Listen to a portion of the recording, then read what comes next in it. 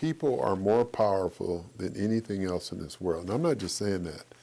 I mean, if you stop and think about it, I've always been energized by what people are able to accomplish. You know, yeah, we've got marvels in this world, the medical world, and the scientists. What we are able to do now is absolutely amazing. But one of the things that I don't think we're reminding ourselves of that really is a challenge to me is that it's the humanity in us. It's who we are as people that has gotten us to the point we are and the success we have in this country and in this world. And that's the part we can't forget. Well, if I'm being truthful, it'd be, I've been married for 40-some years, and my kids. That really is, I mean, that's the truth. That's what I consider the greatest accomplishment in my life. Wow. You know, I actually feel kind of good that I don't feel like I've accomplished anything. You know what I mean? That feels kind of good to say. Because somehow or another, if I accomplished it, then it's done. And I don't feel like anything's done. I feel like, here's what I think I was good at, and I like to do. I love creating and getting involved and starting and trying ideas and things. I think that my greatest accomplishment was that I remained flexible in terms of trying anything. I always thought, my mom always said, the worst that can happen is they can say no. And I always believed that. I always did things thinking that, who knows, you know?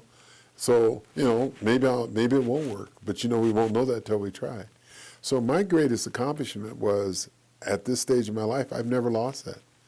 Every time I turn around or I see a case, I think, yeah, here's another idea. And you know, I can wear you out with new ideas because I love thinking of things. But I'd say my greatest accomplishment was that I always felt like everything was new. It was just like I'd never done it before. You know, it's a hard question for me when you ask me, what have I done? Mm-hmm. Because I don't think I've done anything, you know. I grew up in a world whereas, you know, it's always been about, you know, you just do things because they're there to be done, not because you're looking for something or something to happen. I think I'm probably the least deserving of this award of anybody you could have picked. I just feel like that if I can't, it's hard for me to say I did this or I did that because I never did anything.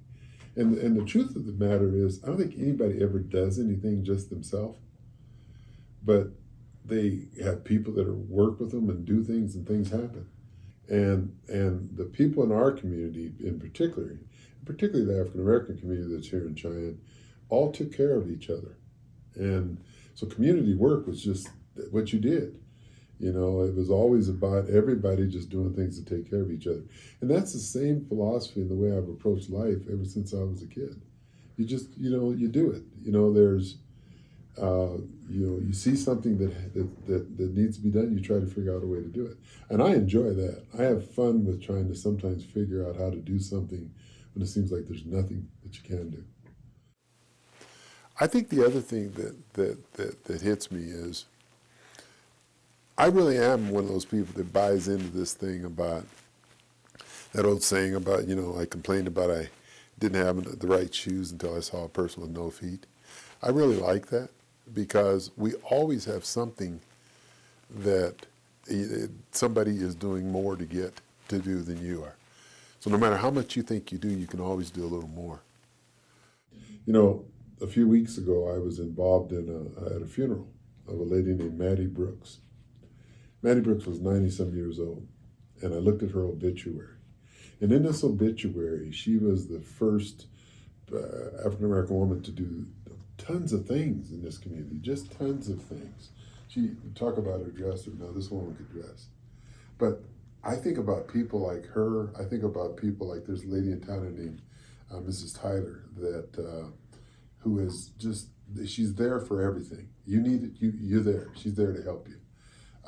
There are people in our community that every single day of their life get up in the morning and never ask what somebody going to do for them, but ask what can they do for somebody else. And they aren't that way. I wish I was like that. You know, I'm a little more selfish. Every now and then I want to go do something that's just for me.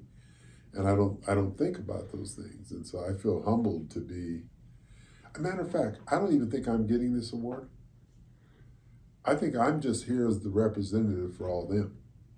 The Mrs. Brooks that I talked about, the Mrs. Tylers, my mom and dad who were the same way. I just get to be the representative for them, because anything I've ever done, they put me on the path to do. And this award to me is, I'm not the recipient of it, I'm just the holder of it for all of them.